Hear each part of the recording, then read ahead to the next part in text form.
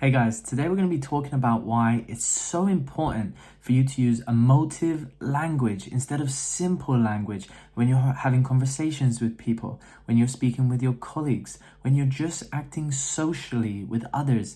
Of course, there are times where using simple language is appropriate and normal, but you're really limiting yourself if you don't have the capacity right now to use emotive language. So in this video today, I'm going to explain to you 3 of the reasons why it's so important to use emotive language in our day-to-day conversations, and more importantly, how you can start using it, how you can start making it part of your active vocabulary, how you can start initiating conversations and using more emotive language. One of the most important reasons why we use it is it helps us to build connections, it helps us to build relatability, and it also helps you to relax and feel really human when you are in a conversation. Sometimes as a language learner, you might feel like it's a little robotic sometimes in the way that you talk.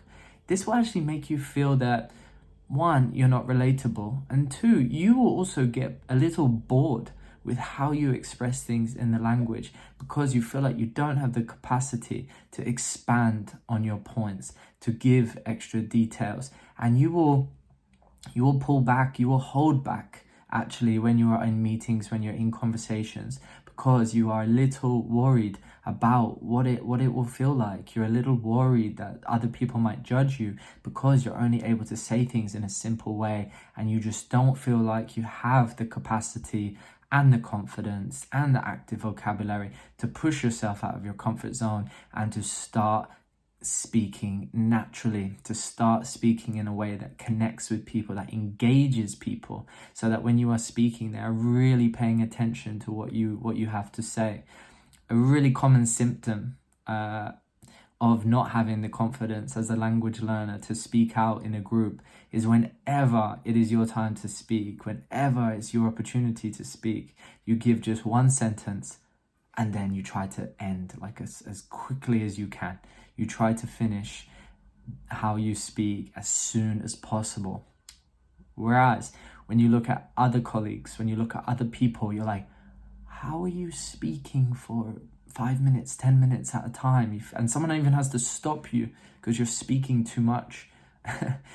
Of course, it doesn't mean that that's something that you aim for, or so that's something that you would like to have or to adopt.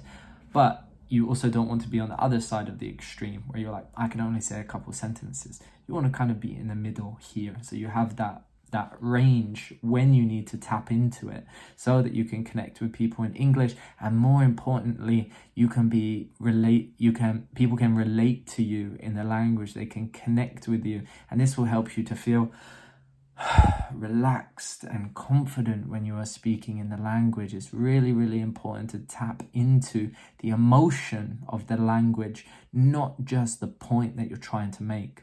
So I'm going to just give you a couple examples, first of all, of how an emotive way of expressing yourself and a simple way of expressing yourself can actually, be very different. So let's look at an example. It was really crowded in the supermarket yesterday. Okay, this is the simple way. We're using the word crowded as the adjective to describe that there were too many people there. Okay, the emotive way of expressing this.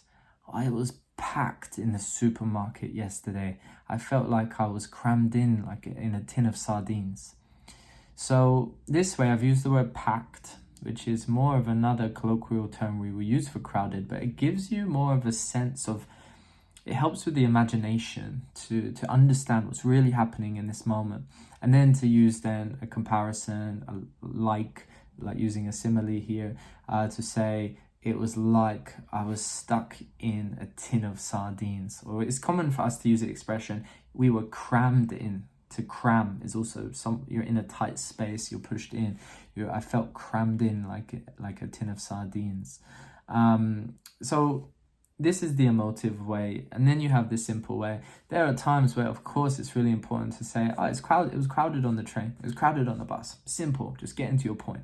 But if you want to expand on that, you want it to stick in people's minds more strongly, then you will say, It was packed, absolutely packed, yeah, in the supermarket yesterday. So it's good to be able to have both. Yeah, sometimes you need to use the simple way, but sometimes you need to use more of the emotive way of expressing yourself too. Okay. So the first thing, again, why is super important to be able to express yourself in an emotive way, is because it really helps with your communication ability and people feel like they can relate to you. Okay. So when you have a meeting at work and someone asks you, oh, how was the meeting? You say, oh, the meeting was fine. Very simple, is very standard. You're not giving away any real emotion or even your opinion in this sense. It's just very safe. But if you were to say the meeting was really productive, okay, great. Yeah, now we know it's positive. We know you had a good sense of that meeting. Okay, and then to make it more emotive, maybe expand on it a little bit more. Yeah, the meeting was really productive. I really got a lot from it. So in this case, got a lot from it. What this actually means is a phrase that we can use in English. It means you received a lot of information and it helped you in some way. It was useful. It was useful for you. Okay. So when you speak in an emotive way, it can really be a good indicator to your colleagues and to your friends of what are your motivations, what are your concerns, what are your true feelings about certain things. Another thing is enthusiasm. Okay, so enthusiasm is really important in languages. To have enthusiasm, it really takes you away from this robotic sense that sometimes you can have when you're learning a language. So when you're enthusiastic, it means you increase the tone and the energy that you have when you're speaking. So if I was to even still use a simple sentence, it was crowded on the train yesterday. Okay, that's without enthusiasm. If I was to add enthusiasm, it was so crowded on the train yesterday. So do you see how I'm using my voice to increase the tone, increase the energy of that sentence to really drive home my point? So you need to also have this this ability to change your tone, to increase the energy, to lower the energy, to be more flat, to have more of this emotional range in your language. And if you are someone that really feels like you want to develop that, you can head to Valo, that's Vallho. So Valo is an English coaching platform that helps language learners to reach the next level in their English by really enhancing their active vocabulary, by developing their pronunciation, and helping them to finally express themselves in an emotive way, in a way that helps them to connect, in a way that helps them to relate to people, and to finally start feeling comfortable in the English language. So if you are interested, you can head to vallho.com, as Vallho.com, if you want to start your English coaching journey. Okay. So the next thing that's really important about developing this skill to use emotive language is it really develops and enhances your working relationships. Yeah. One of the reasons is because of humor. Yeah, when we say things in an emotive way, in a way that adds feeling and emotion, this is how we also say things in a funny way, and we make people laugh and we share stories. It is very common for us to communicate in this way in English. So yeah, there are really many things, many ways that we can express ourselves in a more emotive way, to give away, to add on feelings and expression.